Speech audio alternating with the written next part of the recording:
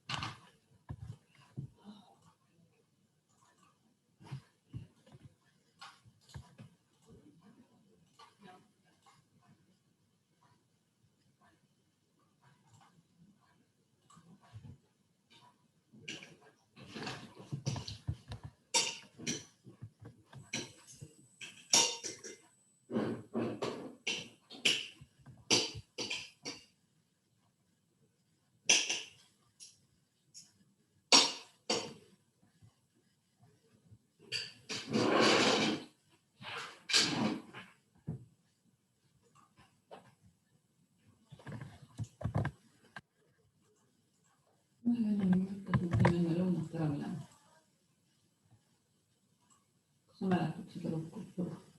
Aga mis nüüd talle?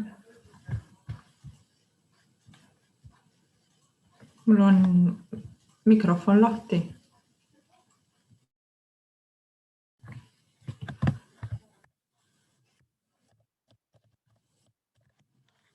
Mikrofon lahti.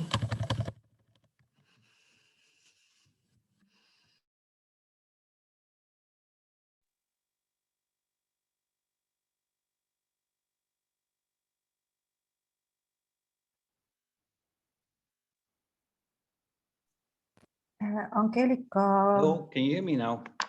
Yes, we can hear you. We can't see your slides right now, but you cannot, or you can or you cannot. No, we cannot. Oh, something is happening. Yes, let's try to puzzle it out. The Yeah, tech is not always friendly to us. No. This is like always. As always, it cannot be that difficult. Let's find out what is happening. Because normally should not be an issue. How come I cannot? Because I can see your screen, but I can't see your video, or I can see your slides. I mean, this is I think bad. Angelica has given you the host rights. Yeah, I saw, yeah. Also not. Huh. Interesting. Mis sa Kadri ütlesid? Mina ei näe tema slaide praegu. Ei, keegi ei näe, jah. Keegi ei näe, ta ütles, et ta ei saa aru praegu, milles asi on. Tegelikult ta on host, ta peaks saama. Jaa, saan sellest aru. Aga ma ei näe teda ka video. I think I will leave the meeting and then I will restart because something is happening. Ta ütleb, et ta läheb ära ja restardib. Sain aru. Jaa. Okay, I will give you then the rights, okay? Okay. You're the host, okay? I will restart.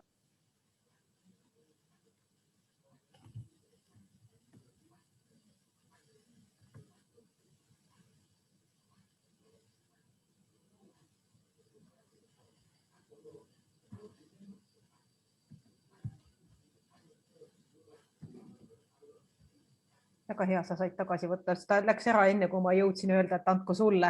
Ei, tagasi ma saan võtta. Väga hea.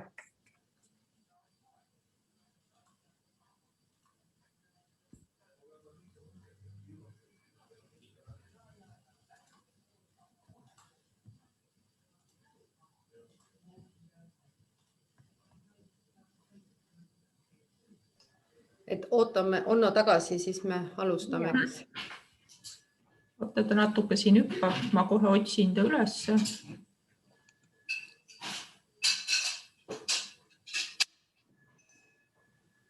Korra nägin. Läks jälle ära. On võimalik, et seal on mingi ühenduse probleem, sest hääl oli kuulda, aga tõesti. Oota, nüüd ma saan. Nii. So if you can make me host Now, again. Please. If you can make me host again, then I probably can Yeah. share the screen. Yes. You have host. Okay. Angelica is the one running the show. Okay, I am the just the situation. one doing the And can you see it translation. now?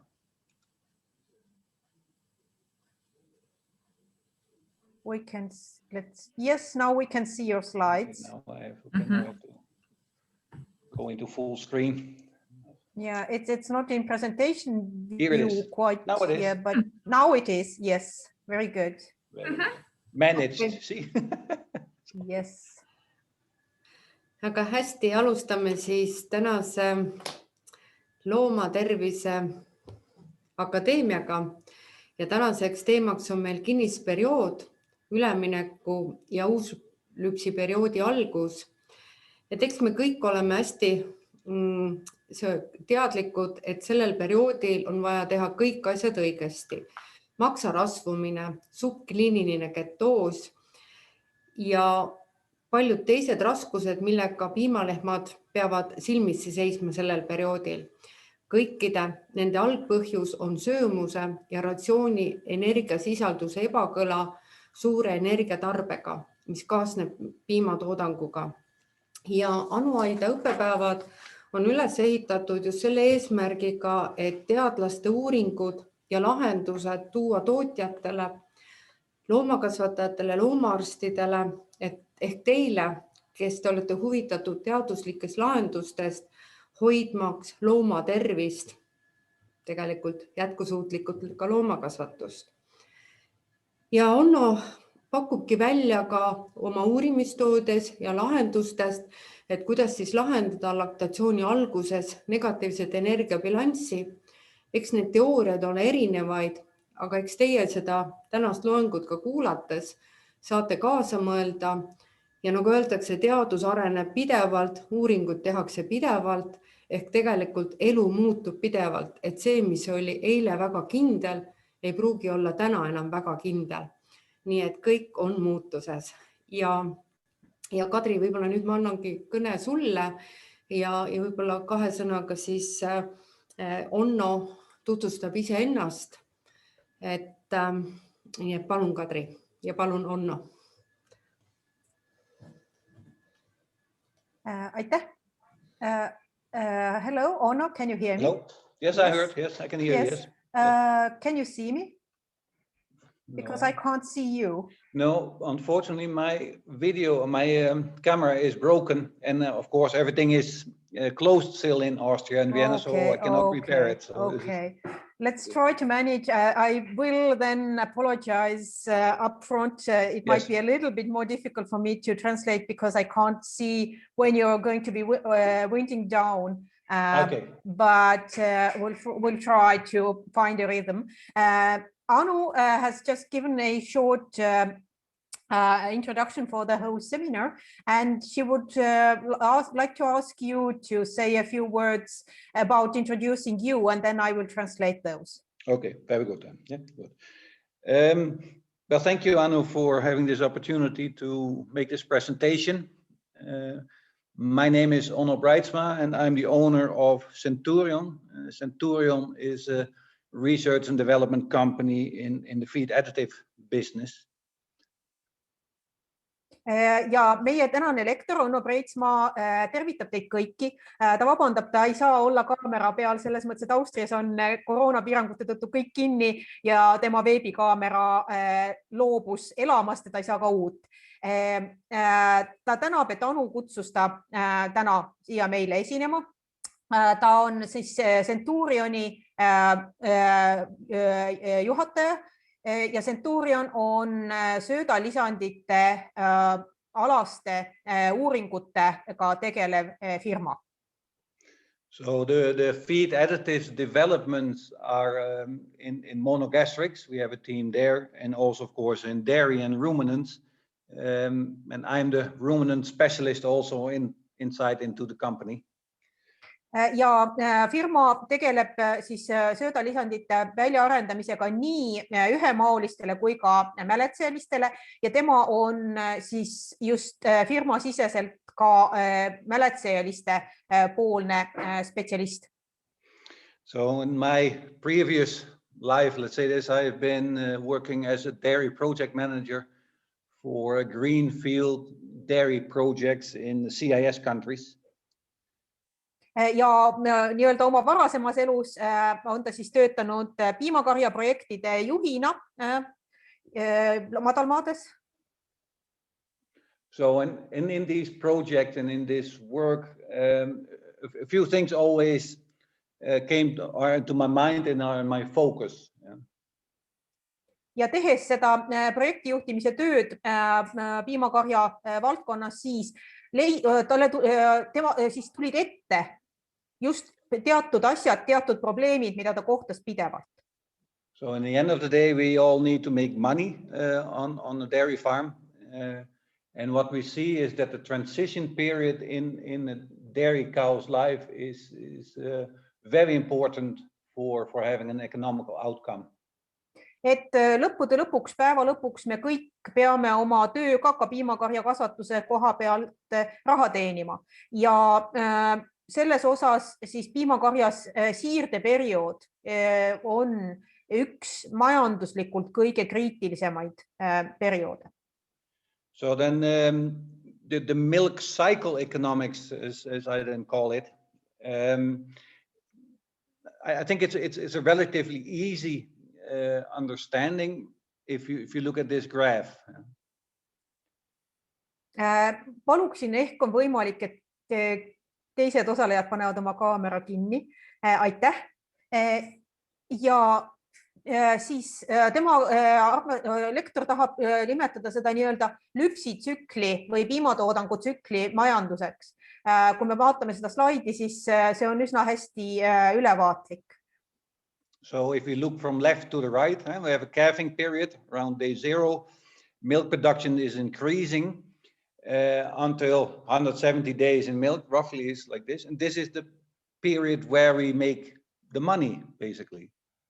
Et kui me vaatame seda jooksvat graafikut, meil on siin telgede ristumisel 0 punktiks on poegimine ja kuni umbes 170 laktatsioonipäevani piimatoodang üldiselt kasvab. Ehk see on tegelikult see periood, kus tootmine on kasumlik, kus me toodame ka raha. So they have a break-even period where the feed cost, management cost are covering the milk revenue, so the milk profit. Siis meil on nii-öelda tasakaalupunkti periood 170 kuni 250, kus põhimõtteliselt piimatoodangust saadav tulu katab enam-vähem võrdselt pidamise ja sööda kulud. In the end of the lactation and in the dry cow period, it's an investment in the new lactation. Ja laktatsiooni lõpul kinnisperioodil on tegelikult tegemist siis investeeringuga tulevasse järgmisesse laktatsiooni. Now the idea is to have as many as profit periods in a cow's life as possible. Ja põhimõte on see, et me peaksime korraldama asjad nii, et lehma elu jooksul oleks neid kasumlikke perioode võimalikult rohkem. So reproduction is a very, very important parameter on profitability on any farm. Ja ükskõik millises farmis on piimatoodang tegelikult väga oluline faktor kasumlikkuses. So also the daily milk production is a very important parameter. Ja samamoodi on oluline parameeter ka päeva piimatoodang. Because if the red line, the graph goes higher up, your profit period will increase. Sest mida kõrgemale graafikul see punane joon tõuseb, seda rohkem teie kasum selle kasumi perioodil tõuseb. So what we have then is a milk production cycle for a cow. Mis meil siin on piimatoodangu tsükkel ühe individuaalse lehma jaoks. So of course we start and we end with a dry period in any lactation. Et iga laktatsiooni puhul me alustame ja lõpetame laktatsiooni kinnisperioodiga. So the early lactation, let's say, parameter is that the cow cannot get enough energy in order to cover the milk production.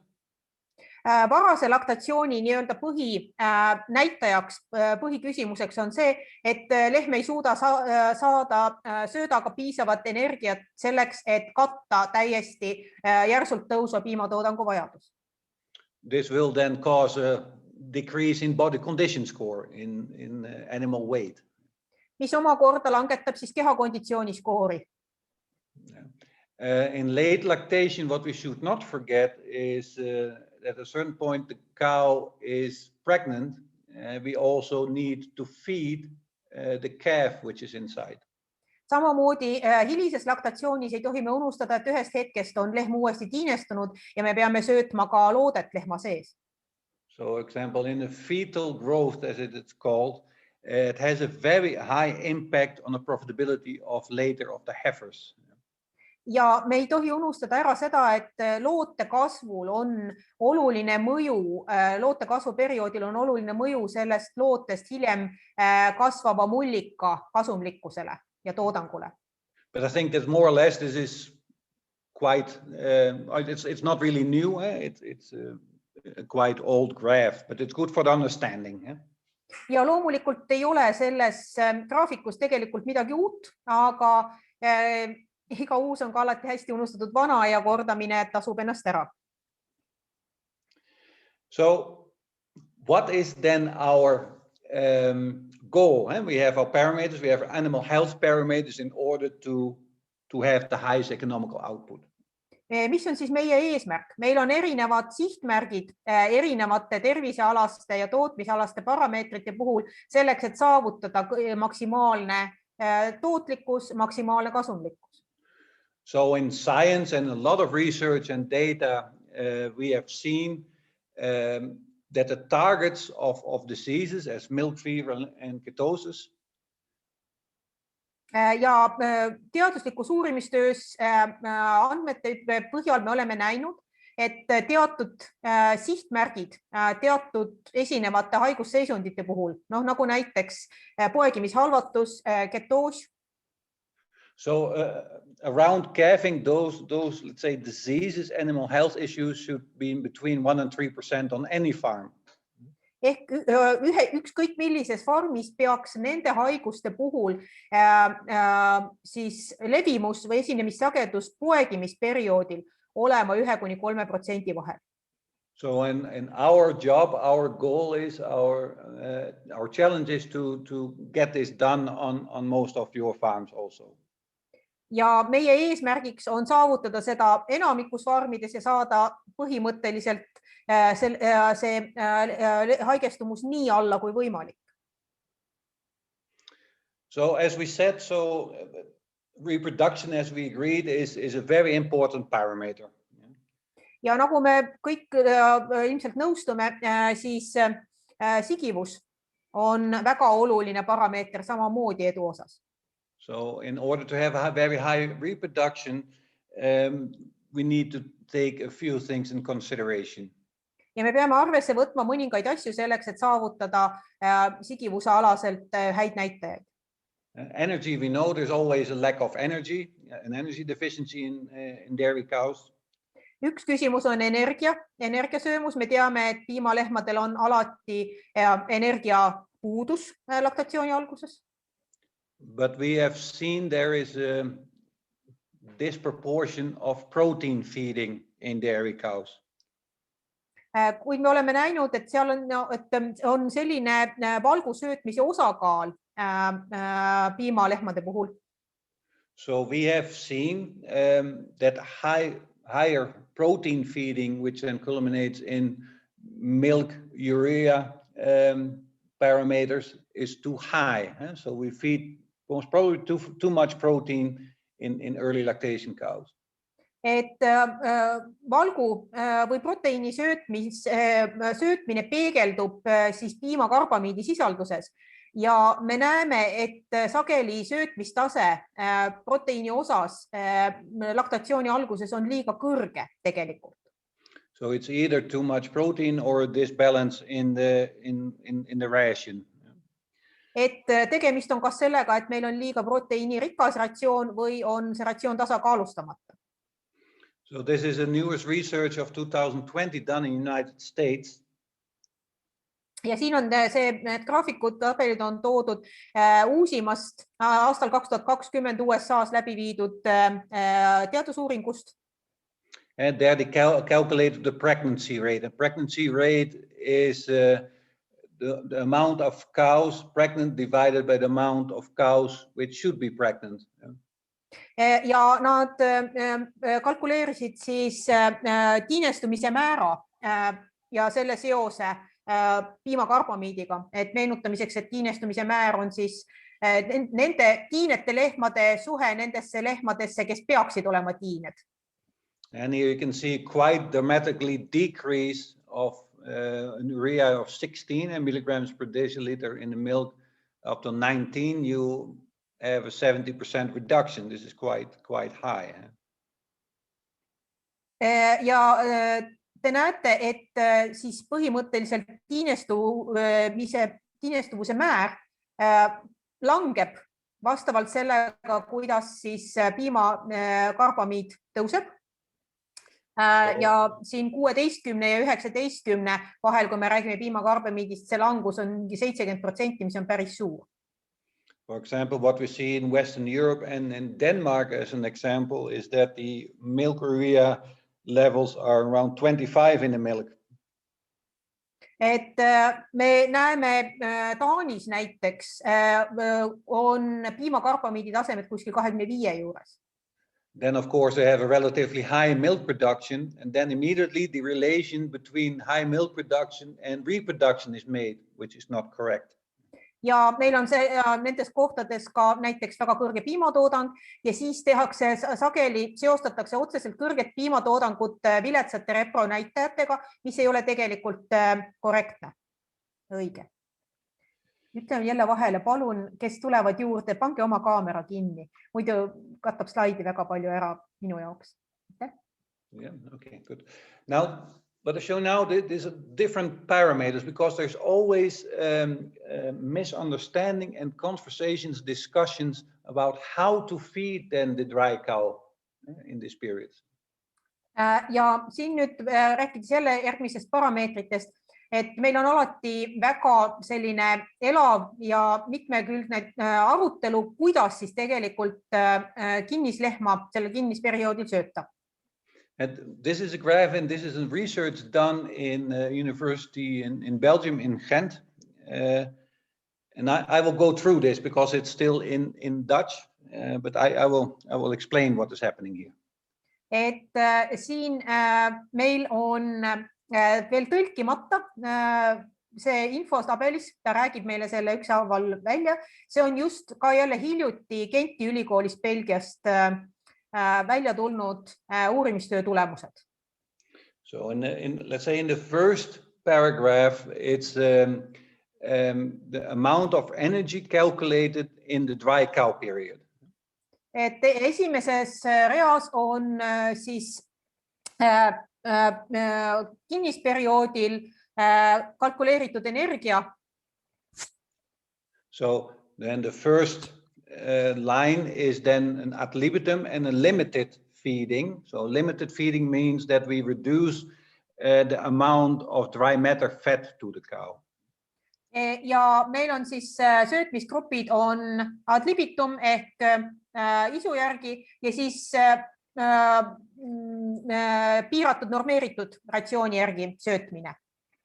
And then we go from left to right and there's an overfeeding, more or less on point feeding and underfeeding of dry cows according to the NRC. So this is the guidelines from United States.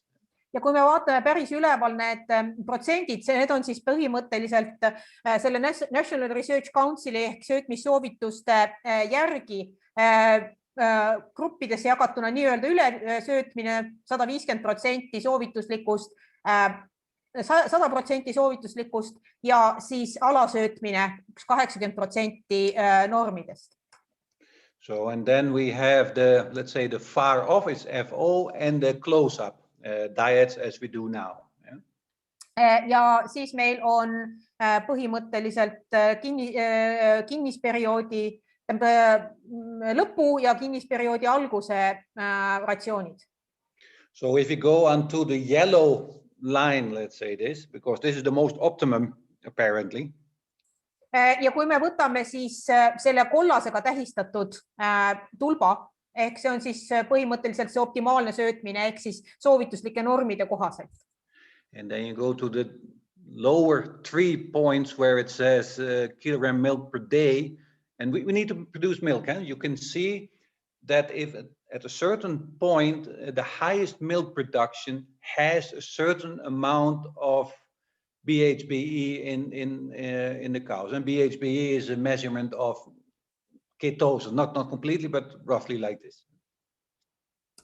Ja kui me lähme vaatame siit altpoolt kolmandat rida, siis see räägib meile piimatoodangust. Eks päeva lõpus me hindame asju selle põhjal, kui palju nad meile piima toodavad, siis me näeme, et maksimaalne piimatoodang tähendab teatud tasemel beetahüdroksu võihappe sisaldust, mis on tegelikult meil, eks ole, tehniliselt ketoosimarker.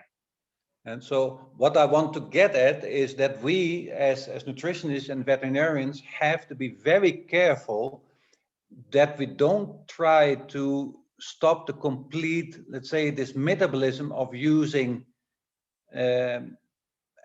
body fat and body weight for milk production, because this is our first reaction. Ja ta tahab sellega öelda, et söötmisspetsialistide ja piimakarja kasvatajatena ratsiooni tehes me peame olema selles mõttes väga ettevaatlikud, et me täielikult ei pärsiks keharasva ja kehavarude kasutamist piimatoodanguks laktatsiooni alguses, kuigi see võib olla ja on üldiselt meie esimene instinkt, eks ole, selleks, et ketoosi vältida. So apparently the cow, in order to function, in order to produce a lot of milk, it needs a certain amount of body fat turned into energy. Ehk tundub nii, et selleks, et lehm suudaks piima toota, essentsiaalselt tal siiski on vaja mingisugusel perioodil osa keharasva piimatoodanguks konverteerida. And this is what we can measure by daily milk production. As it says there is around 40 liters milk. But also on the bottom it says animal health issues, which is the lowest. Ja me saame seda näha ka selle juures, et kui te vaatate seal kollases tulbas, eks ole, siis piimatoodang päevas peaaegu 40 liitrit. Kõige alumine rida tähendab siis selle perioodi terviseprobleeme ja me näeme, et ka nende hulk on tegelikult selle toodangu juures kõige madalam, selles söötmisrea juures. So then what is then the transition period? This is an important also that we know what we talk about, what we want to see. Ja mis on siis siirdeperiood, millest me räägime ja mida me tahame näha selle juures? Now, officially seen, it's 35 days before calving and 28 days after calving. Et ametlikult seda defineeritakse üldiselt kui 35 päeva enne poegimist kuni 28 päeva pärast poegimist. So in smaller farms, as we see in Western Europe, many times around 50 to 100 cows, the transition period, we take the complete dry cow period for management reasons. Et eriti Lääne-Euroopas, kus on väiksemad karjad, võib-olla 100-150 pead, siis juba pidamisalastel organisatoorsetel põhjustel võrdsustame me siirdeperioodi kogu kinnisperioodiga. And why is the 28 days? The 28 days has a scientific reason. Ja miks 28 päeva pärast poegimist? Sellel on oma teaduslik põhjendus või põhjus taga. Because apparently the milk production on day 28 is determining the lactation curve for the whole year. Sest on välja tulnud, et 28. päeva piimatoodang ennustab kogu aasta piimatoodangu kõvera. Unless something very dramatic happens to the animals, but in general this is proven. Yeah? Ja seda muidugi eeldusel, et lehma ei taba mingisugused väga dramaatilised probleemid või sündmused, aga üldiselt keskmiselt see pädeb. So how do we do this then? How do we get to an optimal dry cow or transition period management system? Ja kuidas me seda siis saaksime teha? Kuidas me saaksime saavutada optimaalseima kinnislehma või siis siirdeperioodi pidamise? So of course optimized dry cow rations. Ehk loomulikult siis optimeeritud, optimaalsed parimad võimalikud kinnislehma ratsioonid. Optimized fresh group rations. Samamoodi kõige optimaalsemad uuslüpsil rühma ratsioonid. And the management techniques behind this. Ja nende taga olevad pidamismeetodid. No, what does that mean then? What is then an optimized dry cow ration and optimized fresh group rations? And I'll get to this. Yeah? Ja et mida need optimeeritud ratsioonid siis tähendavad, sellest räägib. So this is research which has been done, I think, around 15 years ago. See on umbes 15 aastat tagasi välja tulnud uurimistööde tulemused. So when we started all of this, the idea was first to have a far-off dry cow group and a close-up group. Et kui me alustasime, siis idee oli see, et meil on põhimõtteliselt kinnisperioodi alguse grupp ja kinnisperioodi lõpu grupp või rühm. But then we started really critically analyzing this and we asked ourselves, well, did it do the trick? Did it do the work as we wanted to have? Kuid siis me hakkasime sellele kontseptile kriitiliselt otsa vaatama, et kas sellest on tegelikult kasu, kas see annab meile selle tulemuse, mida me sooviksime. The question is then, did reproduction improve with the system what we have? Did we have still ketotic cows or no? Yeah, this was the question then. Et küsimus oli, kas selline süsteem parandaks meie sigivusnäitajaid, kas meil on ikkagi ka selle süsteemiga ketoosis lehmi? So, but we can see that the reproduction did not improve or even got worse. Ketotic cows we still had. So nothing changed by having this system. Ja nagu oli näha, siis selle süsteemi puhul miski ei paranenud. Sigivusnäitajad ei paranenud. Oli ikka ketoosi juhtumeid. So they made then 3 groups in order to make a trial, scientific research. The red line is one ration, but continuously above energy level, so overfed it's called. Ja seega siis uuringuks jagati lehmad 3 gruppi. Punane joon on sama ratsioon kogu aeg, aga alati üle soovitusliku energiataseme ehk siis ülesöötmine. Then we had the green line, it's called controlled energy high forage line. Roheline on siis normeeritud energia kõrge koresööda osakaaluga. And the last one, the blue one, is 2-stage feeding, so far off dry cows and close up dry cows. Ja sinine on siis see 2 rühma süsteem ehk siis kinnisperioodi algus, 1 ratsioon, kinnisperioodi lõpp, teine ratsioon. And this close up, it's around 3 weeks, 2.5 weeks before calving, roughly as we used to do at that point. Ja see kinnisperioodi lõpp on siis 3-2,5 nädalat enne poegimist, ehk nagu seda sel ajal tehti. So what we then could see is the dry matter intake is of course a very important measurement in groupings. Ja mida me siis nägime? Et siin vaatame kuivaine söömust, me teame, et see on meil üks väga oluline parameeter, millega asju hinnata. So for the overfed, so the high energy rations, you could see that the drop in dry matter intake just before calving is quite significant. It goes from 2.2 up to 1.2 roughly. It is.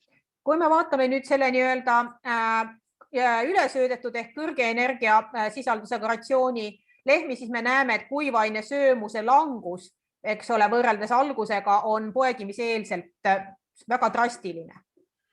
So the high straw controlled energy, what we said, the green line, you see that the drop is not so significant.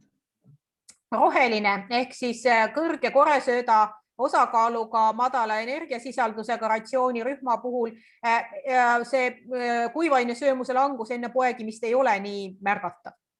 And of course the restricted dry matter intake, it remains the same. Yeah? Ja otse loomulikult normeeritud kuivaine puhul see jääb samaks, sest see on normeeritud söötmine.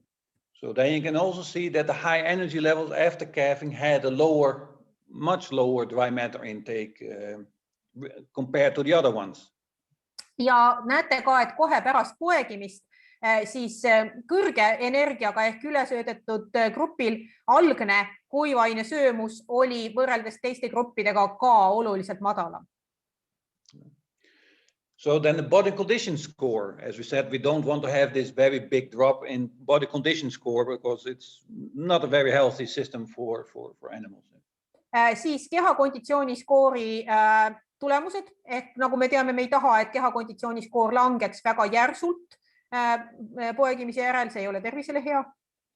But there you can see the overfed cows with energy had a highest drop in body condition score. So it metabolized the most body fat, body muscle for milk production. Ja nagu te näete jälle, see ülesöödetud grupis kehakonditsiooniskoor langes kõige rohkem, ehk nad kasutasid kõige rohkem oma keharasvast, kehavalgust, lihastest ära piimatoodanguks. This is also the proof what we said earlier that the cow needs to have this system. By calving, they use a little bit of body weight and body muscle in order to produce milk. You cannot stop this. You need to control it. This is another thing. Ja see kõlab jälle tagasi sellele, mis sai varem öeldud, et lehmadel bioloogiliselt on vajalik või see on asi, millest ei saa lahti, et nad laktatsiooni algusest kasutavad mingil määral oma kehavarusid piimatoodanguks. Et seda ei saa elimineerida. Seda saab küll kontrollida ja tasandada ja seda me peame tegema. So the BHBE in the blood, so this is a measurement of ketosis. Ketoosi markerina siis beeta-hydroksü võihappe veres. So the overfed, of course, and this is also what we've seen in the body condition score drop, has the highest chance of ketosis.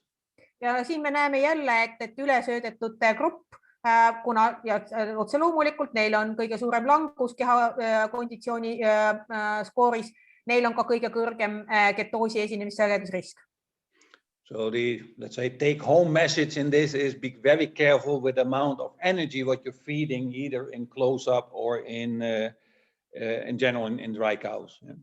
Ehk kokkuvõtteks oluline asi, mis siit kaasa võtta, oleks see kogu kinnisperioodi vältel, aga eriti just kinnisperioodi lõpul, olge väga ettevaatlikud selle energiakoguse osas, mida te lehmadele söödate.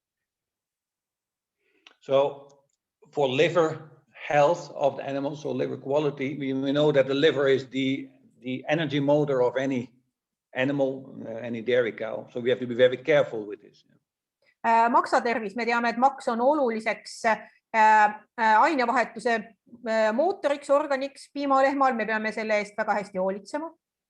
You can see that the amount of fatty livers in this case with the red lines or with the high energy levels has a detrimental effect on liver health.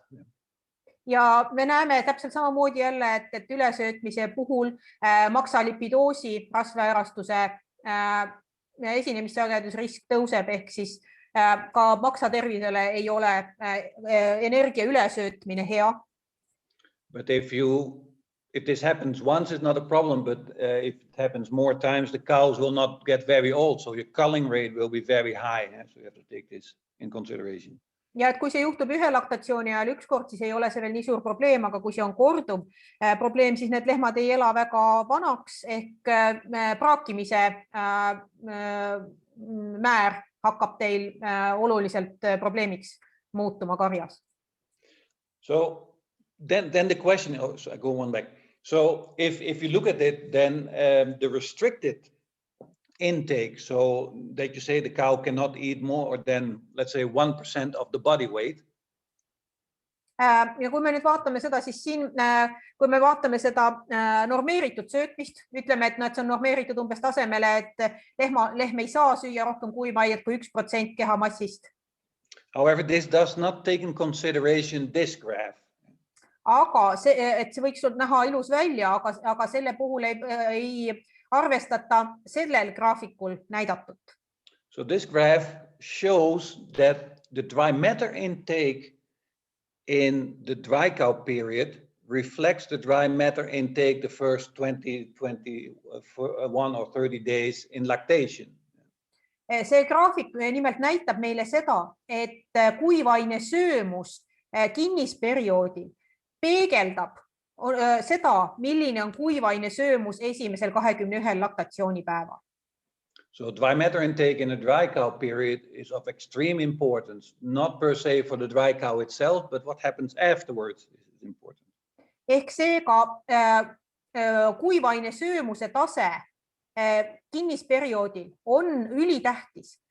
Mitte nii palju just sellele kinnislehmale sellel hetkel, kuivõrd just sellepärast, et see dikteerib selle, mis juhtub pärast poegimist laktatsiooni alguses. So balancing a dry cow ration is just as important, if not more important than lactating ration. Ehk seega siis kinnisperioodi ratsiooni tasakaalustamine on vähemalt sama tähtis, kui isegi mitte tähtsam kui laktatsiooniperioodi ratsiooni tasakaalustamine. So then I think that many of you had heard of a dry cow ration balanced on DCAT. Ja paljud teist ilmselt on kuulnud kinnisperioodi ratsiooni tasakaalustamiseks kasutades siis ratsiooni katiooni aniooni bilanssi. So you can see if you're on the left side, it's a milk fever incidence, so the chance of having a milk fever compared to the DCAT value. Ja Y-teljel meil siis on poegimishalvatuse hüpokaltseemia esinemissagedus ehk siis tõenäosus poegimishalvatuseks ja X-teljel on meil siis ratsiooni katiooni aniooni bilansi väärtused. Because I also know and hear in the market that some of our, let's say, colleagues advising a very low DCAT value. Ja ta on teadlik sellest, et ütleme, nii-öelda põllul on mõned kolleegid, kes soovitavad ratsioonil hoida väga madalat siis ratsiooni katiooni aniooni bilansi väärtust. In this graph, it does not make any sense. So because you see a much lower DCAT level as 0, a little bit less than 0, does not improve the milk fever incidence. Ja selle taga ei ole tegelikult väga palju loogikat, sest me näeme, et ka siin nullväärtus ratsiooni katiooni aniooni bilansi puhul ei paranda oluliselt siis poegimishalvatuse esinemisriski. However, research has shown that a very low DCAT value will influence calf health after birth. So this is ja teadustöö on näidanud, et liig madal katiooni aniooni bilansi väärtus mõjutab negatiivselt vasika tervist. So why doesn't it? So we can then measure. I know that also the colleagues and sometimes we do it ourselves also is the urine pH measurement and see if the DCAT functions, the DCAT ration functions. Ja et meil on üks viis ratsiooni katiooni aniooni bilansi hindamiseks on uriini pH määramine ja selle paigutamine siis kõverale. You can see it is a more or less okay measurement, but you have to be very careful because very small steps in DCAT values will have a very big influence on pH in the urine. Ja siit graafikult te võite näha, et see on enam-vähem okei meetod, aga sellega peab olema ettevaatlik, sest väga väikesed muutused kationi ja anioni bilansis võivad anda päris suuri muutusi uriini pH-s. So we always be careful with your conclusions. This is with what I wanted to state. Ehk mida ta tahab öelda on see, et olge oma järelduste tegemisel alati ettevaatlik. The reason why I give all of this is because if everything goes normal, then it's not a problem. But I'm being asked always on those farms where it is an issue, and then we need to take this in consideration. Ja miks ta sellest praegu räägib? Kui kõik läheb hästi, siis tavaliselt küsimusi ei teki, aga see teema tõuseb alati esile farmides, kus on mingeid probleeme ja siis tuleb minna tagasi ja vaadata need asjad üle. So milk fever, it is a blood calcium level issue. This is what for the veterinarians, this is the most important, not the only urine pH, but the blood calcium levels is the most important parameter. Et nagu me teame, siis poegimishalvatuse on vere kaltsiumi sisalduse probleem ehk hüpokaltseemia ehk madal kaltsiumi sisaldus ja rohkem kui uriini pH on see meile oluline ja loomaarstidele oluline. So if you want to see how it goes, you need to take a blood sample and see where you are around calving. This is the best way to do it.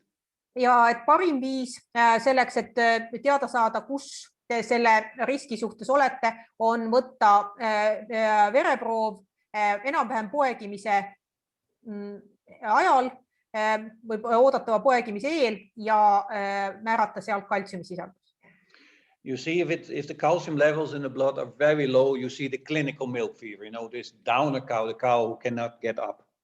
Ehk kui meil on väga tugev hüpokaltseemia kaltsiumi sisaldus veres on väga madal, siis meil on tüüpiline klassikaline sümptomaatiline poegimishalvatus. Meil on see maas olev lehm. But this is what everybody knows and this is relatively easy to solve. What I'm much more interested in is the subclinical milk fevers.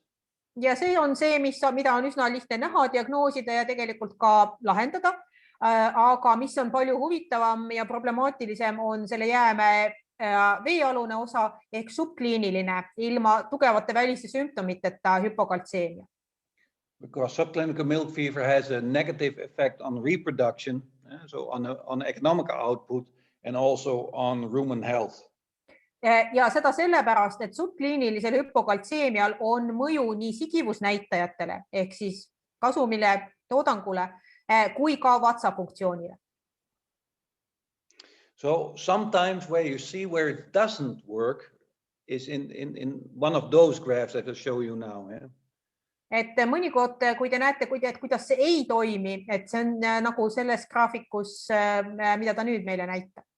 So again, on the left side, you have the milk fever incidence and on the bottom, it's the amount of calcium in your diet.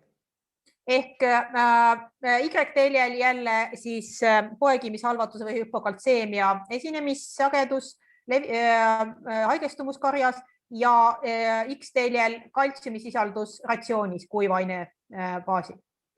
So now you either underfeed calcium, so it's on the left side up till 0.6% of your total diet. Ja me siis kas alasöödame, lisame kaltsiumis on, ratsioonis on kaltsiumisisaldus alla 0,6% kuivainest.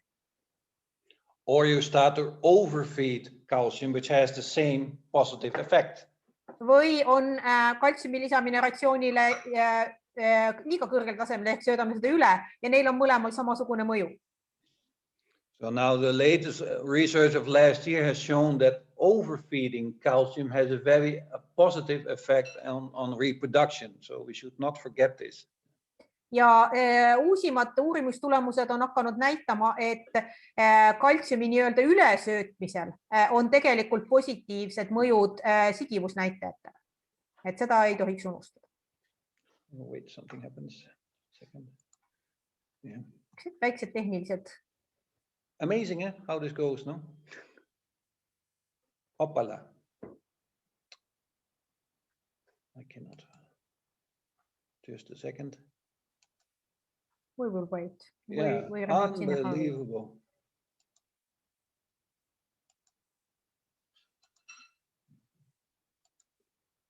Meil on väike paus masinate mässu I jaoks. cannot believe it. Oh no. Something happened.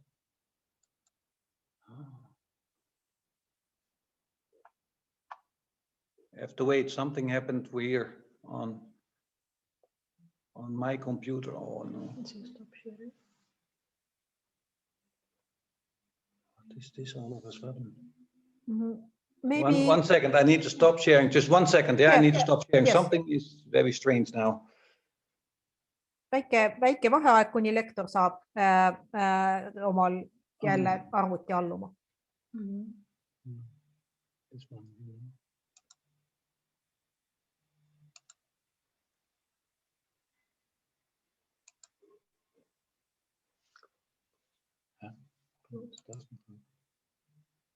So we're back again.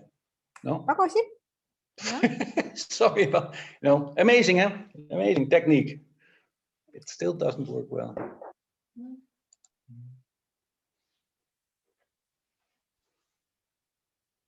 Okay. Unbelievable.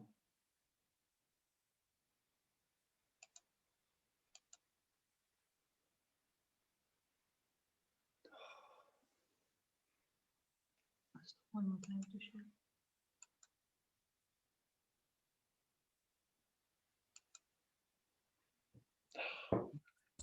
Sorry about this. Really not completely gone. Now open your presentation. But it's gone.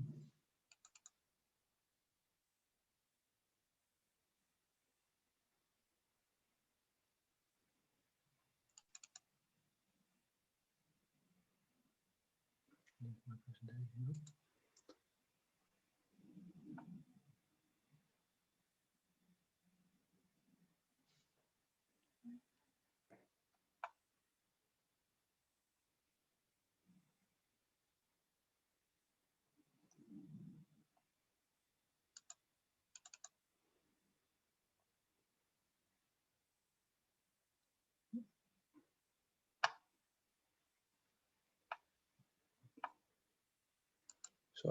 Sorry. I need to find out what happened here. Take your time. But it was such a good presentation. We're so good on the way. I don't understand. Well, I think the computer gods got jealous. Yeah, but this is, we always depending on technique until it doesn't work anymore. Yeah, but it's like everything else in the life. Still open. There's one thing you can be sure of. It can always get worse. It can always get Oh, it can. Yeah. Maybe we should stop completely. Step out. Now, what is happening here? Something is.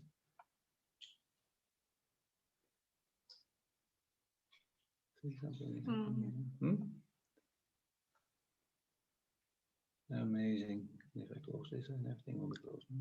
Yes, but I think otherwise it would not work. I think you should close everything, step out of your call, and then join again. You know what we're going to do? I think it's everybody would like to have a coffee break. No, a small coffee break. I will stop sharing. I will step out of it and log in again. So if everybody takes 5 minutes to take a coffee, then I will be back. Very sorry for this. Yeah. Hey, maybe it's even better we take 10 minutes until 2 o'clock. Then it's let's start again at 2 o'clock. Then it's clear. Agree. Okay. Very sorry for this. Ja, teeme väikese vaheaja ja alustame uuesti kell 2. Minge haarake endale kohvi, teed, liigutage. Naaseme siis. Nii, mina ütlen ka siit vahele nii kaua, kuni me siin pausi peame, et ootan kõigilt tagasi allkirjastatud osavõtulehti, sest muidu me ei suuda Priiale tõestada, et see üritus toimunud on. Ja saadan siis allkirjalehtedele tänase päeva jooksul vastu ka tänase ettekande, mis tõesti on väga suur fail, et esialgu mu arvuti ütleb, et oota, nii suurt faili ei saa üles laadida, et võib-olla on selles ka Onnol probleem, et see, ta ei tule siit nagu nii hästi läbi, nagu me eeldame, aga küll me hakkama saame. Et jätkame siis kell 2.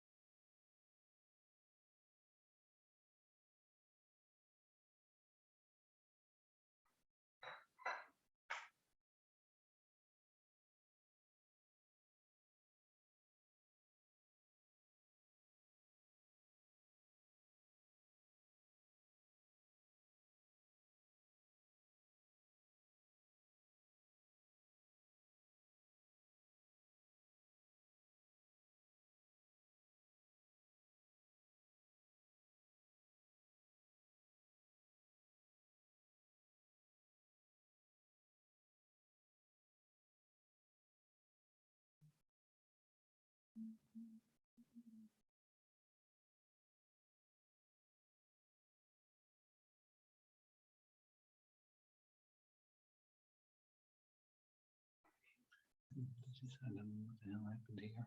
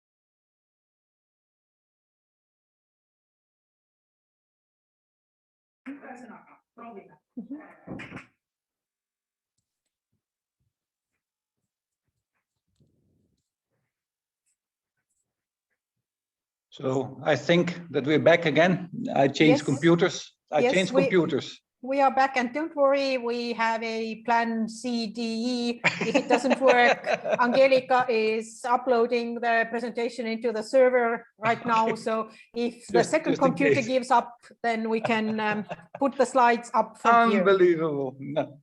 My We excuses will not for give this. up. Don't No, worry. sure not. My excuses for this. Ma loodan, et kõik on tagasi, et kõigil oli väga hea väike liigutuse, väike selline aeg ja kohviaeg ja alustame siis uuesti. Masinate mäss on hetkeks alla surutud. So what we discussed before everything crashed, it was about the amount of calcium in a diet. Et enne kui meil masinad jupsima hakkasid, siis me rääkisime kaltsiumi sisaldusest ratsioonis. Okay. We see if you underfeed or overfeed calcium, it has the same effect. Me näeme siit graafikult seda, et nii kaltsiumi ala kui ülesöötmine annab tegelikult sama tulemuse. But the latest research is that by feeding, let's say around 2% of 1.8% calcium in your dry cow diet, it has a very positive outcome on reproduction and milk production. Ja nagu juba öeldud, uuem teadustöö näitab, et kuskil 2,4% siis kogu kuivainest ratsioonis kaltsiumi lisamine tegelikult omab positiivseid mõjusid sigivusparameetritele. Moreover, it's not only a calcium thing, the milk fever, but it's also a phosphorus issue. Ja me ei tohi ära unustada, et kaltsiumil on see vahel ära unustatav paariline fosfor, ehk ka samamoodi hüpokaltseemia ei ole mitte ainult kaltsiumi sisalduse probleem, vaid ka fosfori sisalduse probleem. You see with a higher amount of phosphor, you see the milk fever incidence increasing. Ehk me näeme, et fosfori osakaalu tõusuga ratsioonis ka poegimishalvatuse või hüpokaltseemia esinemissagedus tõuseb.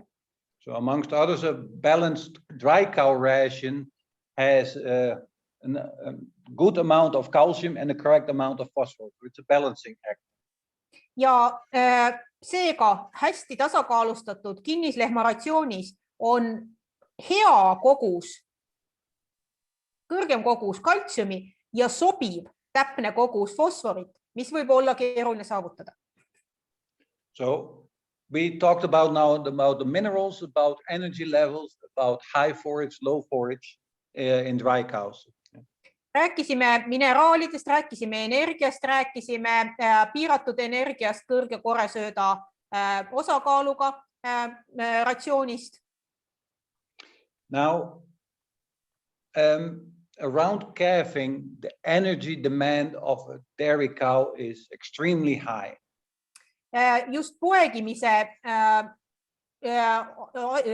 ajal, enne ja pärast just sellel ajal on piimalehma energiavajadus ekstreemselt väga kõrge.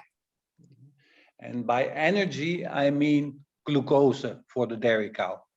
Ja siinkohal energia all lektor peab silmas glükoosi, piimalehmale kättesaadavat glükoosi. So in a glucose shortage, it's not only causing ketosis, it has a very big impact on the dairy cow. Ja mitte ainult ei põhjusta glükoosi vähesus ketoosi, vaid sellel on piimalehma organismile ka üldiselt väga suur mõju. So if we take glucose in the center and the energy shortage, glucose availability in the center. Ja kui me vaatame nüüd seda graafikut siin või seda pilti siin, kui meil on seal üleval keskel energiavaegus ehk siis glükoosi kättesaadavuse, lehmale kättesaadavuse langus või vähesus. So this energy shortage will modulate, change the liver function. Mida see energia puudus teeb? Ta muudab maksafunktsiooni, mõjutab maksafunktsiooni. That has a domino effect on many of the hormone productions which are being done by the liver support. Ja nagu doominod järjest kukuvad, nii mõjutab see erinevate hormoonide toodangut, mis omakorda mõjutavad ainevahetust, sigivust. So in this energy shortage, the glucose shortage will then increase NAFAs, non-esterified fatty acids, BHB in the animal. See tähendab seda, et vähene glükoosi kättesaadavus tõstab esterifitseerimata rasvhapete sisaldust, beta-hüdroksu või happe sisaldust. So this low glucose availability will then cause that the uterine is slow in repairing. So the uterus, the birth channel is prone to having infections. See samamoodi madal glükoosi saadavus või energia vähene kättesaadavus omakorda tähendab ka seda, et sünnitusteede taastumine on pärsitud, emakakoed ei taastu nii hästi, nende vastupanuvõime on langenud, nad on vastuvõtlikumad infektsioonidele. So we agreed that reproduction was a very important parameter in dairy farming. Me oleme ilmselt kõik nõus, et sigivus on väga oluline parameeter piimakarja kasvatuse osas. So we can see that specifically the hormone IGF-1, this is a reproduction hormone, a little bit loosely explained. Et just hormoonidest eriti IGF-1 siis kasvufaktor 1 võiks niimoodi hästi jämedalt öeldes, me võiksime nimetada seda reproduktsiooni või sigivushormooniks. This will cause a slower oocyte growth, so the egg cell growth. Et muutused selles tähendavad või näitavad, põhjustavad folliikulite aeglasemat, ootsüütide folliikulite aeglasemat kasvu. It delays ovulation. You see that the cows do not get into heat early enough after calving. Pärsib ja lükkab edasi ovulatsiooni, ehk siis lehmad ei indle piisavalt kiiresti pärast poegimist uuesti. But moreover, it also reduces the oocyte quality. Ja samamoodi ta ka pärsib munarakkude ja folliikulite kvaliteeti. Ehk et nad ei ole nii kvaliteetsed, kui nad ei arene nii kvaliteetseks välja. We know that an oocyte, an egg cell, matures in around 60 days in the cow. Me teame, et munarakud, folliikulid küpsevad lehmas kuskil 16 päeva. So meaning if there are mistakes in the close-up rations and the fresh cow rations, ja see tähendab seda, et kui meil on vead just hilis kinnisperioodi ja varase uuslüpsiperioodi ratsiooni koostamises. that means all inseminations that will start around 50 to 60 days after calving most probably are a failure. It will not work. Ja siis kõik seemendused, mis teostatakse kuskil 50-60 päeva pärast poegimist, ei toimi, kukuvad läbi. So of extreme importance that around calving, the first 10 days after calving, the glucose availability is on a very high level. Ja just see sigivuse aspektis samuti on väga oluline, et esimesel 10 poegimisjärgsel päeval meil ei oleks seda glükoosi kättesaadavuse piirangut, et meil ei oleks sellega probleeme, et glükoosi saadavus lehma organismis oleks väga kõrgel tasemel. Yeah. So what did we do then so far for counteracting this? Mida me selle probleemi lahendamiseks siiamaani oleme ette võtnud, mis on olnud need meetodid või taktikad? So we feed high levels of starch to the cow. It's either corn starch or wheat starch or whatever we find. Me oleme ratsiooni lisanud kõrgel tasemel tärklist ehk siis keerukaid süsivesikuid, olgu see siis nisust, maisist pärinev. Monopropylene glycol or glycerin feeding. Me oleme lisanud monopropyleenglükooli ehk glütserooli söödale. Fat feeding, so palmitic fatty acids or whatever is available. Me oleme lisanud rasvu ratsioonile, näiteks palmi õlirasvhappeid. Or monensin, kextones in this case. Või oleme siis kasutanud monensiini ehk siis kekstooni.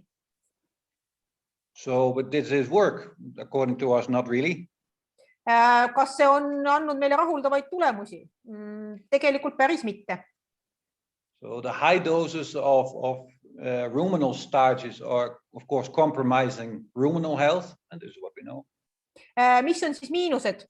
Kõrge tärklise sisalduse puhul, kõrged tärklise kogused vatsas pärsivad ja rikuvad vatsa tervist.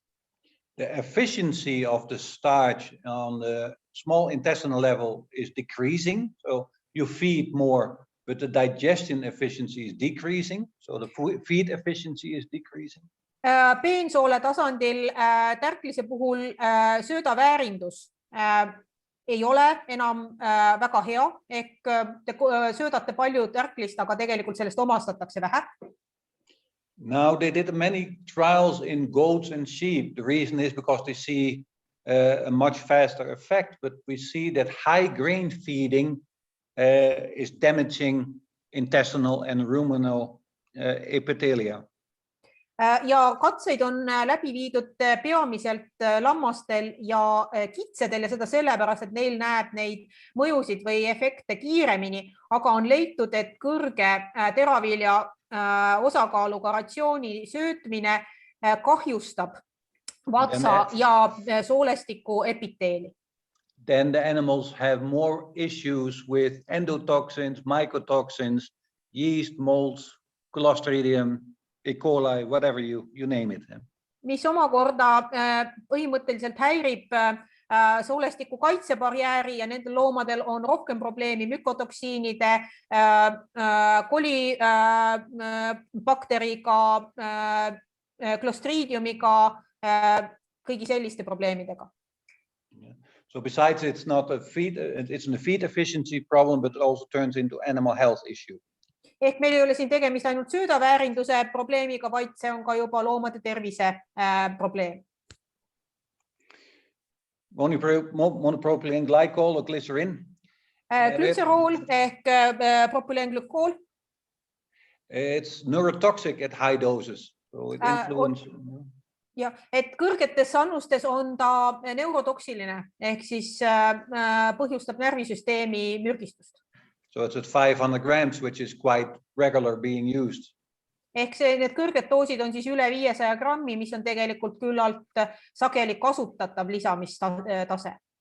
It negatively influences rumen fermentation because it's an oil, so it negatively influences fiber digestion. Mõjutab vatsa funktsiooni, vatsa tööd negatiivselt ehk pärsib siis kiu seedimist. And it has a low effect on reproduction parameters. Ja avaldab vähe mõju sigivusparameetritele. So fat feeding, what we're doing? Rasvade söötmine. So the science, because we have to keep with science. I don't have any other option. We keep with science. The mobilization of what already happening coming from the body weight, from the body of the cow, it already contains relatively high amounts of fat. Ja selle juures me saame toetuda teadusele, eks ole, et see on see, mis meil on. Sellel perioodil lehm kasutab päris palju juba oma organismi rasvavarusid, eks ole, nagu me mäletame. Ja tal on seetõttu palju rasvhappeid ainevahetuses juba olemas. It influences the hormone leptin, and leptin is responsible for the passage rate of feed. Ja see omakorda mõjutab leptiini, hormooni, mis muu hulgas mõjutab söödamasside soolestikust läbiliikumise aega. So what happens is that fat feeding will decrease dry matter intake. Ja kokkuvõttes, milleni see viib, on see, et rasvade söötmine või lisamine vähendab, langetab kuivaine söömust. So this is not optimal because we want to have a very high as possible dry matter intake in early lactation. Ja see ei ole meile jälle optimaalne lahendus, sellepärast et me tahaksime just, et laktatsiooni alguses meil oleks maksimaalne võimalik kuivaine söömus. Then we have monensin, kextones at this current point. Siis on monensin, mille müüginimi on kextoon. Excuse me for a second. Vabandage palun, keegi on jätnud oma mikrofoni vist peale ja oma kaamera peale. Et kui saaks selle kinni panna, aitäh. Yes. Okay. My question is always, should we do this as a dairy industry? Because consumers are against this. It's roughly functions as an antibiotic.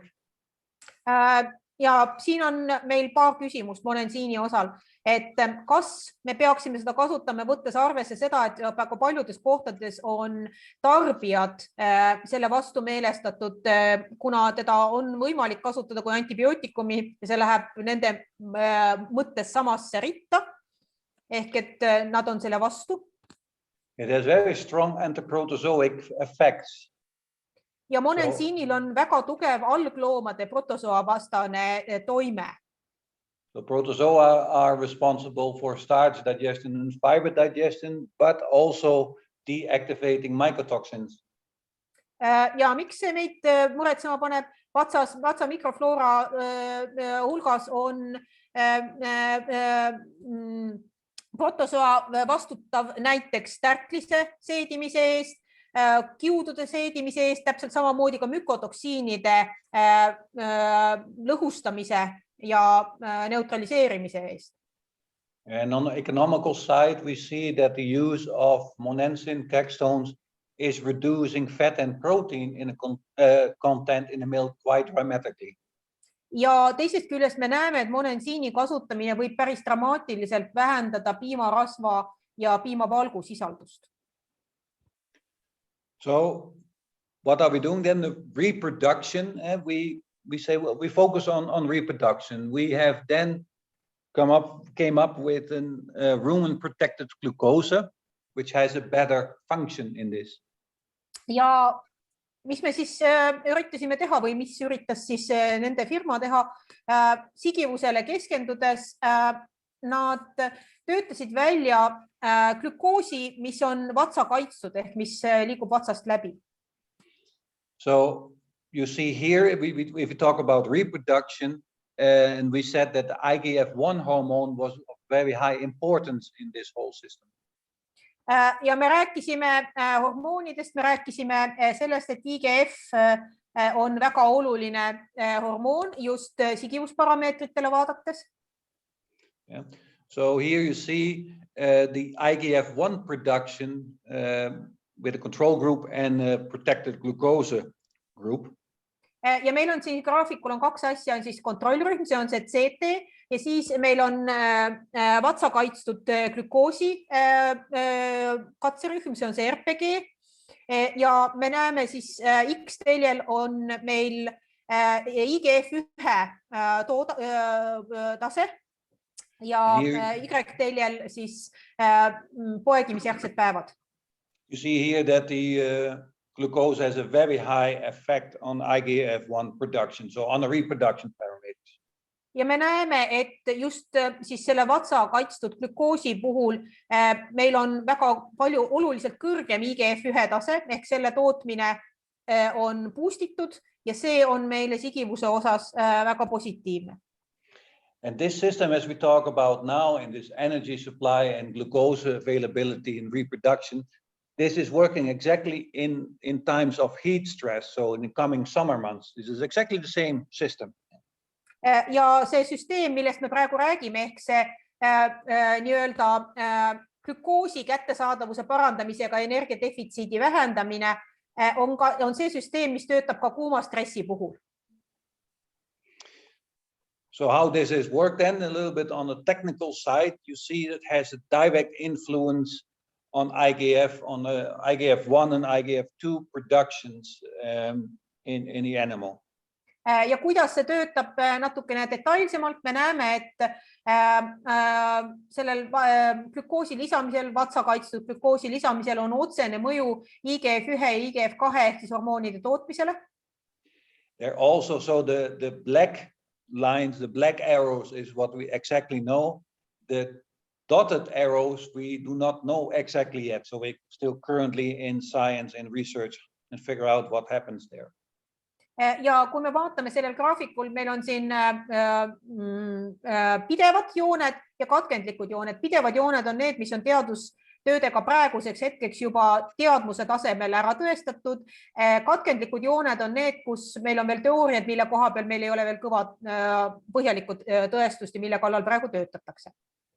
So I'm not saying that we cannot further improve, but what we have done is going the current know-how and the highest technology. Ja et alati on ruumi selleks, et saada paremaks. Kindlasti tuleb palju infot ja teadmist juurde, aga praeguse teadmuse ja tehnoloogia taseme juures on see juba hea saavutus. So now, of course, it would be interesting if it works, and how much does it work and how much do we need then? Ja nüüd loomulikult tuleb see küsimus, mida kõik küsivad, et kas see toimib ja kui see toimib, siis kui palju me peaksime lisama ja kuidas see täpselt toimib. So we did many trials in globally and also together with Anu, and these are some of the outcomes. et on olnud läbi viidud mitmeid välikatseid üle maailma, muuhulgas ka siin koostöös Anu Aidaga ja siin on mõned nendest tulemustest. So here you see a control group, a low feeding 200 grams, a middle feeding of 350 and a high feeding of glucose with 500 grams. Ja siin on siis need tulbad on kontrollgrupp, siis on madal, keskmine ja kõrge lisamistase, kus kõrge on siis 500 grammi seda glükoosi. Et te näete seda, kui palju millises ratsioonigrupis vatsa kaitstud glükoosi oli siin graafiku all. So you see with a relatively low feeding of glucose, sorry, my phone goes. So you see that there's a quite dramatic increase in milk production. Ja me näeme, et juba madala glükoosi lisamistasemega on päris märgatav piimatoodangu tõus. You also see if you increase feeding rates, it's not always improving. Ja te näete ka, et söömus paraneb, et mis alati ei parane. Because it interferes, of course, with the metabolism. It interferes in insulin reactions in the cow. So it has some metabolic consequences there. Et muidugi sest selle see ei ole päris alati nii, sellepärast, et glükoosi söötmisel on ka ainevahetuslikud tagajärjed ehk et ta mõjutab lehma insuliini tootmist. And if then you go for a very high doses, and we do this once in a while together with veterinarians in order to overcome clinical ketosis. Ja kui me vaatame nüüd seda väga kõrge taseme lisamise varianti, et seda tehakse vahetevahel selleks, et põhimõtteliselt ketoosiga, kliinilise ketoosiga võidelda. And then it works again. Yeah? So it has a metabolic function and we should not be overfeeding. And this is the case with many feed additives. Ja kokkuvõttes ongi nagu paljude söödalisanditega ta toimib, aga teda tuleks mõistlikul lisamistasemel kasutada üldiselt vastavalt näidustusele ehk ülesöötmine ei ole kasulik. On the biochemical parameters, so the biochemical parameters as in ketose. Kui me nüüd vaatame biokeemilisi parameetreid ehk siis põhimõtteliselt ketoosi parameetreid, I like to focus on the BHBA and the NEFAs because these are directly related to ketose. Et ta armastab keskenduda just BHBA ehk siis beeta-hüdroksu võihappe ja NEFA ehk siis esterifitseerimata rasvhapete näitajatele, sest need on põhimõtteliselt head ketoosi parameetrid. You see that it has an effect on those parameters. BHBA is being reduced, NEFAs is being reduced. So it works like that. Ja siit samamoodi näete, et glükoosi lisamine, vatsa kaitstud glükoosi lisamine mõjutab neid mõlemaid parameetreid meile positiivselt ehk langetab nende sisaldust veres. So a trial, before we started a larger rollout, we did this in Holland as an example. Enne suuremat tootmist ja kasutamist nad tegid katse Hollandis, siis nagu siit slaidilt näha. We tested on around 4 farms, not around, but we tested on 4 farms with around 570 cows. Ja katses osalesid siis 4 juhuslikult valitud piimakarja, kokku umbes 570 lehma. So it's a TMR with group feeding or dosing equipment on a milk robot. Ja söödeti seda vatsa kaitstud glükoosi ehk glünergi siis kas täis seguratsioonis rühmade kaupa söötmisega või siis lüpsirobotis doseerituna. So we use 200 grams of glucose from 8 to 80 days in lactation. Ja siis manustamise aeg oli 8. kuni 80. laktatsiooni päevani. Ja siis annustamine 200 grammi lehma kohta päevas. And the measurements are milk production, milk, fat, protein, body condition score, etc. ja hindasid nad siis piimatoodangut ehk seda piimatoodangu skoori 3. laktatsiooni keskpaigani, siis piimaparameetrid, rasvasisaldus, valgusisaldus, piimatoodang ja siis kehakonditsiooniskoor, loomakaal ja BFPA. So this is the overview. We started the average milk production 45.7, quite high, it's not a low milk production. Ja see on siis nüüd kokkuvõte tulemustest.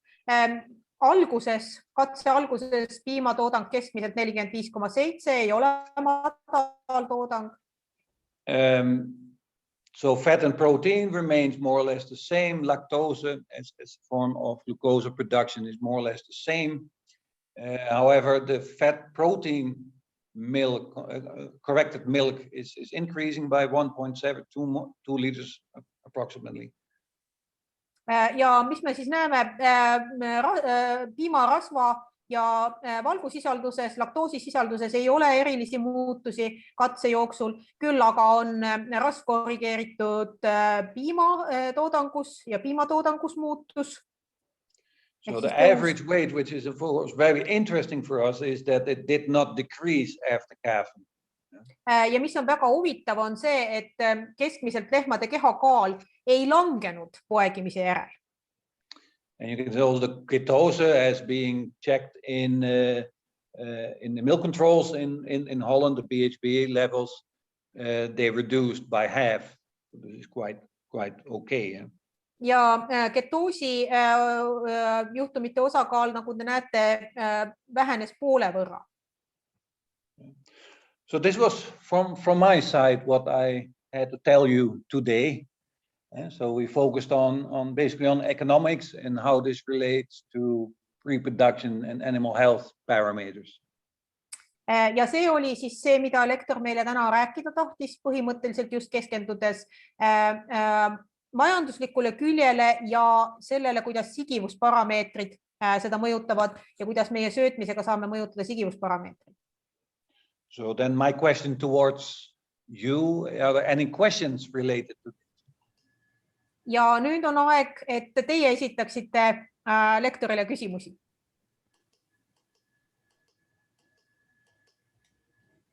Kas kellelgi on küsimusi, olge kena, kirjutage need chatti näiteks või lülitage oma mikrofon sisse ja küsige.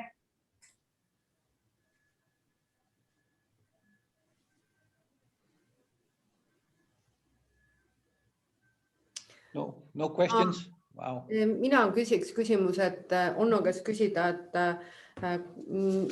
kui pikka ta kinnisperioodi ta soovitab ka erinevate laktatsioonide vahel? Question Anu asks, how long would you suggest a good dry cow period would be between different lactations? Yeah, between different lactations, I suggest a minimum of 42 to 50 days, 7 weeks you need to have. Minimaalselt 42 kuni 50 päeva, 7 nädalat. Yes. But we also see that going from heifer into second lactation, a prolonged dry cow period is positive for milk production. Okay. Aga nad on näinud ka seda, et just esimese ja teise laktatsiooni vahel ehk siis mullika esimesest laktatsioonist teise minek, pikem kinnisperiood omab positiivset mõju piimatoodangule. So the shortened dry cow periods has a very negative effect on milk production. Ja lühendatud kinnisperioodid, lühemaks lükatud kinnisperioodidel on väga negatiivne mõju piimatoodangule.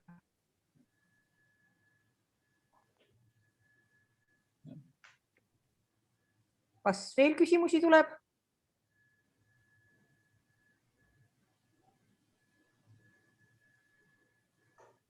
Keegi ei taha magusate lehmade kohta midagi küsida.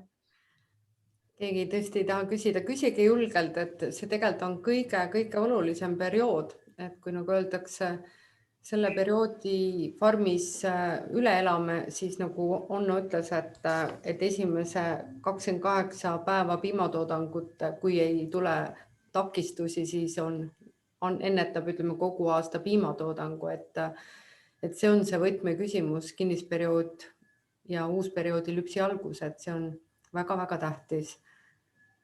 Ma arvan, et kui meie inimesed on häbelikud, siis eks nad saavad ilmselt ka meilile pärast küsimusi saata. Tundub olema siuke hästi eestlaslik, et isegi veebikeskkonnas keegi ei taha sõna võtta.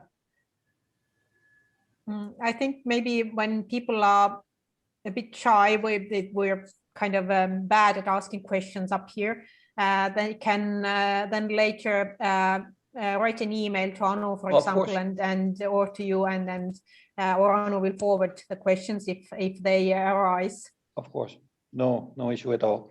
So from my side, unfortunately. Okay, there was one question. Just a second, I'm going to check it. Yes. Okay. Yes, a question: how to monitor feeding in during the dry period? If, as you say, the measuring of the urine pH is not the most precise way, and just for the reason how to monitor the level of calcium and the cation-anion balance. In general, it's calculation where you are with your cation balance, and I would make let's say some blood analysis once in a while. You don't need to do this with every cow, because in general, if it works for all cows. Yeah? But you can see where you are at that point. So there has to be above around 2.0 in calcium in the blood. This is a good parameter. Okay, and just to clarify, how many of those sentinel animals would you measure? For example, how many would you pick per, I don't know, like 50 group to take the blood sample of? Or it's approximately 1 in 10 in general, so around 4 to 5 cows, and then if it works, it works. I would not be worried too much. Okay, thank you. Tema soovitus oleks pigem võtta osadelt loomadelt veri ja mõõta sealt kaltsiumitaset, et olla ikkagi seal 2,0 juures kaltsiumisisaldusega.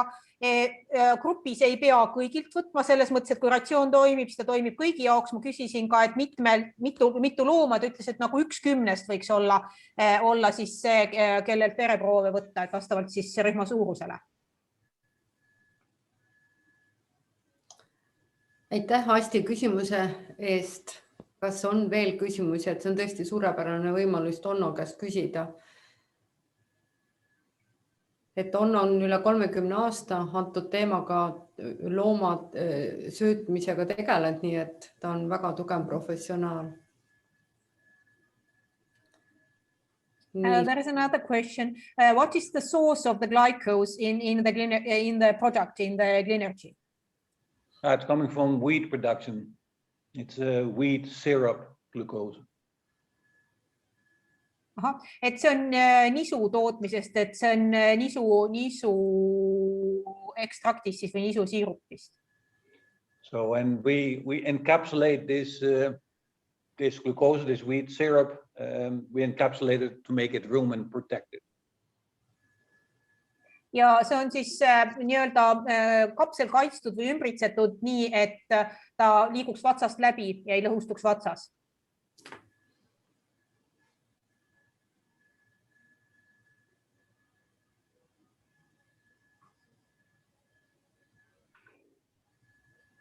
Hetkel on vaikus, aga võib-olla mõni natuke julgustan ikkagi veel küsimusi küsida, et eks see teadlastelt ütleme praktikasse see info toomine ongi selline suht keeruline, aga võib-olla natuke selle teaduse juures korraks sellise lihtsama või sellise mõistetava maailma juurde, et ma tõmbasin või tegin sellise paralleeli, et kui helilooja kirjutab väga fantastilise teosa ja meie, kes me võib-olla ei oska, kõik ei ole ju muusikad, ei oska nooti lugeda, siis interpreedid on need, kes selle muusika teevad kuulatavaks ja see ongi see, et me peame kasutama kas või seesama teadlaste ja meie praktikute vahel selliseid tõlke või sildasi, kes selle teaduse paneb sellisesse keelde, et me saame seda koos kasutada. Aga Marika on kirjutanud ühe küsimuse. Aitäh. Yes, another question. If your milk production is over 12,000, what should you prioritize what should you focus at most? When your milk production is when? I did not understand this. Over 12,000. Over 12,000. Yes. Your focus should be on reproduction and culling rates and see what is lifetime production for your animals. Siis peaks keskenduma repronäitajatele, praakimise tasemele ja vaatama ka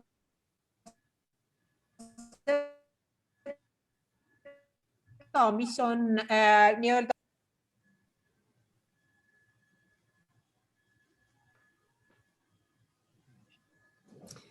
Kadri, minul läks see lõpp käest ära. Kas ma ei tea, kas teistel ka? Siin oli vist mingisugune internetiühenduse sest mulle viskas sõnumi, et on ebastabiilne. Ma kordan üle, et ta ütles, et selle toodangu taseme juures järgmisel, millele peaks keskenduma, on siis repronäitajad, sikivusnäitajad, praakimise tase ja peaks vaatama üle ka selle, mis on lehmade eluaegne toodang.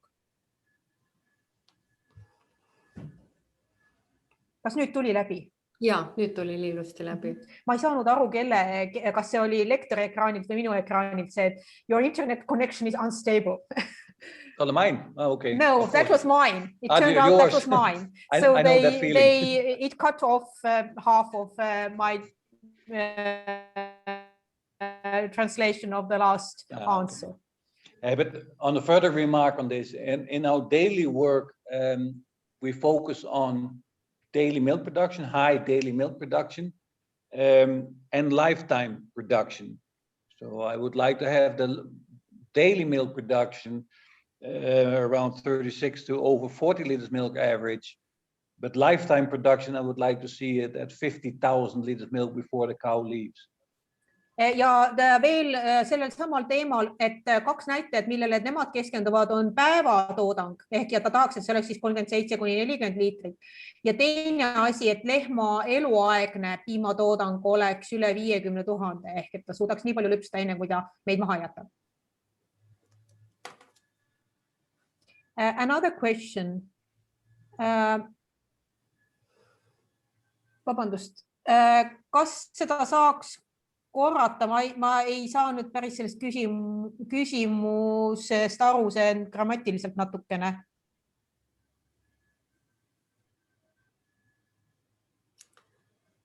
Ma arvan, et see küsimus, Kadri, on seda, et kui söötame lassi ja glütserooli, et kuidas see toimiks söötmises? Kas see paneb, ütleme... Okei, jah, selles mõttes, et see on natukene ebaselgelt sõnastatud.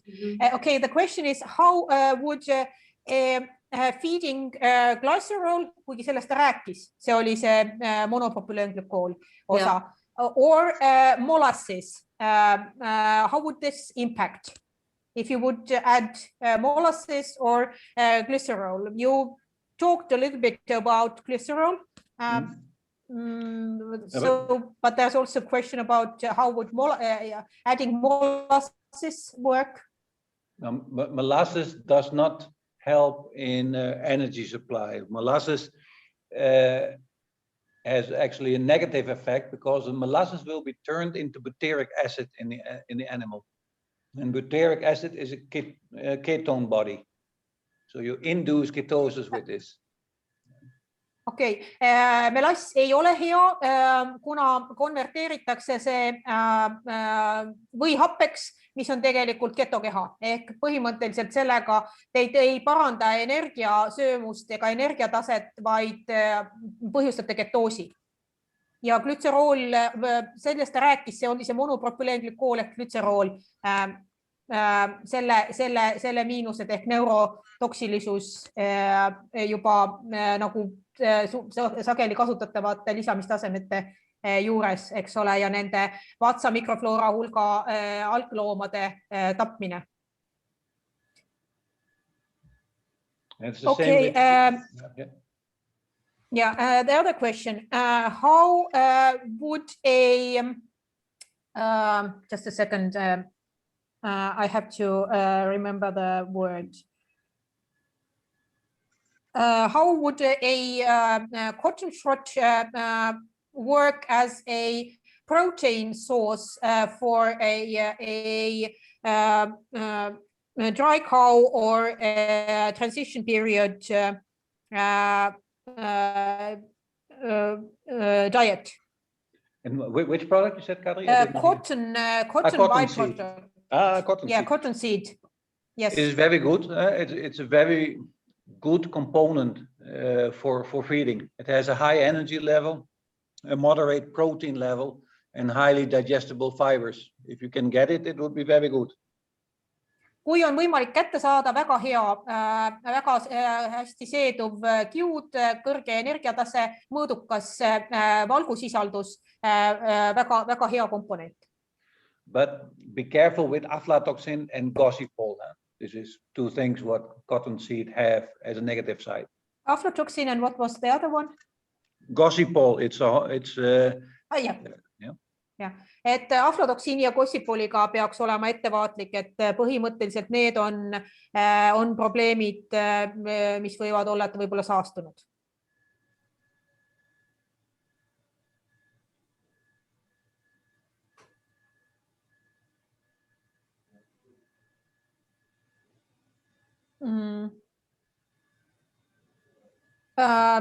So could you, there's a question, I think this is, I think we saw the name on your slides, but would you say what kind of a product are you using for this rumen protected glucose?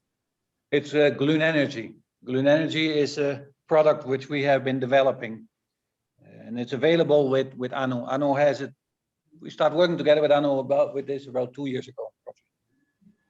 Et see on siis Gluonergi ehk siis roheline energia tõlkes ja Anu käest saab seda preparaati või seda lisandit. Et see on siis Centurioni poolt välja töötatud vatsa kaitstud glükoosi lisand.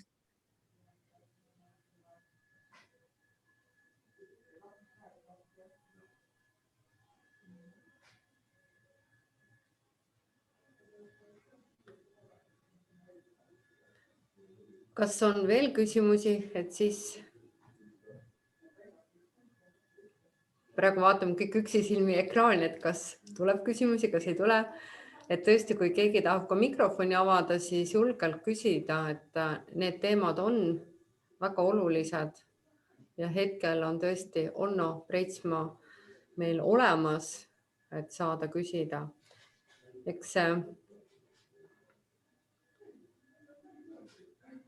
maailmas tehakse väga palju uuringuid antud perioodi suhtes, sest see ongi veel kord võtmeküsimus, et Onno käis meil ka rääkimas aasta tagasi tervelooma konverentsil. Nii et ja 10 aastat tagasi kohtusime Onnoga. Nii et see meie tutvus on Onnoga juba päris mitmed aastad. Kohtusime me Biomiini ehk oma Anuaida välispartneri koolitustel ja ka Onno käis rääkimas vasikakasvatuse kontseptsioon Eestis. See oli aasta 2013 meil siin. Olid toredad seminarid. Ma loodan, et kes siin seminaril on mõned seal käinud ja mõned on ka isiklikult Onnoga kohtunud. Nii, kas on küsimusi? Et tundub, et ei ole. Et thank you, Onno. Thank you, Very Anu. interesting presentation. Suur tänu, Kadri, sulla.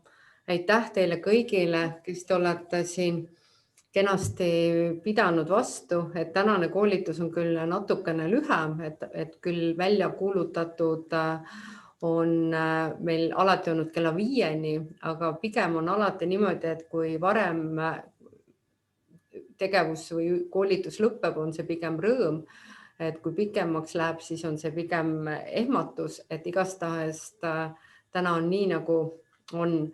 Ja ega Loomatervise Akadeemia meil jätkub, et 5. mail on meil kella 1 siis nuumapullide kasvatamine ja räägib tenkavite esindaja Fokke Komrio ja meil on ka Meelis Ots, kes räägib puhtatõuliste lihaveistest, aga nuumapullide nuumamisest Hollandis on just suunatud meie Holsteini tõugu loomadele, et mismoodi Hollandis kasvatatakse nuumapulle. Et eks see loeng on ka väga palju silmaringi arendav ja võib-olla tulevikus ehk selles suunas ka liikuda, et piimakarjas on meil pullikud ja päeva lõpuks on ka piimakarja liha, nii et ikkagi selle liha suunas hakkame siin ka vaikselt liikuma, et me ei räägi ainult piimakasvatusest. Ja 19. mail on siis fütogeensed söödalisandid ja samamoodi räägime loomade immuunsüsteemist ja sellest tervikust. Ehk kõik need söötmise nüansid on üliolulised, et alati ei mängigi, tihtipeale me vaatame proteiini energiat, aga tegelikult see koosneb, et hoida, nagu öeldakse, vatsa elukeskkonda, nagu ütleme, töös mõjutavad väga paljud tooted, ained, kuidas loomi sööta. Igastahes Kadri, suur tänu. Ma vaatan, et Angeelika on endal mikrofoni lahti teinud. Nii et palun, Angeelika, sõna on sinul. Ja mina tahtsin ka tegelikult öelda kõigile aitäh ja vaatamata meie väikestele tehnilistele viperustele, millest me iga kord midagi õpime, et olin ka mina valmis ettekannet siin edasi näitama ja aitäh Anule selle telefonikõnege eest, ütles, et kuule nüüd, aga ei, meie head lektorid said oma asjad korda ja mis mulle tegelikult meeldis, mis oli uus, oli see, et saksakeelne tõlge jooksis alla, et see oli ka nii tore, eks ju, mida me enne ei olnud nagu kogenud. Ja tahaks kõigile öelda, et kes veel ei ole mulle saatnud, et selleks, et me saaksime neid infopäevi edasi teha, et ma tõesti vajan teie allkirja lehti, et tõestada Priiale, mis siin salata, ikka Priiale, et meil see üritus toimus ja sellega vist on siis päev läbi, on nii, Anu? Ja täna ei ole veel üleval 5. mai seda registreerimist, aga kuna meil on meiliaadressid tegelikult ju olemas, siis ma arvan, et keegi ei pahanda, kui me meili peale otse saadame selle registreerimise, et kuna täna veel muutus päevakava, siis ilmselgelt hommikul oli meil teine päevakava, eks ju, et hästi kiiresti ja hästi operatiivselt me seda praegu teeme ja olete siis 5. mail tagasi oodatud, on nii? Just nii. Just. Ja seekord räägime rohkem, kuidas siis seda, kuna minu väga fännan ja Põllumajandus-Kaubanduskojas juhin ka lihatoimkonda ja eesmärk on siis aastal 2022 alustaks tegevus tootjaorganisatsioon Eesti Liha, et need on juba selles suunas tegevused, et kui on see aeg ehk 2022, et siis meil ei ole enam aega, ütleme, mõelda, kuidas teha, vaid siis me peame juba teadma, et me teeme ja kuidas me täpselt teeme. Et kui mulle meeldib see, et siis on juba traktorid parandatud, ader juba vaa otsas, et tuleb kohe hakata tegutsema ehk kündma, nii et aasta 2002, et tootjaorganisatsioon Eesti Liha saaks tõesti täis hoo sisse, et Eestis et me suudame anda lisandväärtust nii piimale kui ka lihale. Et aitäh kõigile, aitäh Angeelika, aitäh Kadri, thank you Renata and Onno ja see you next time, et kohtume. Thank you very much. Ja Fokke oli ka ju täna meiega. Kes? Fokke was asked you. Yes. Et Fokke tahtis näha, kuidas moodi meil see seminar toimib, et olla järgmine kord valmis. Jah, aga kena, ilusat päeva. Nägemist. Nägemist kõigile. Thank you, bye-bye. Bye.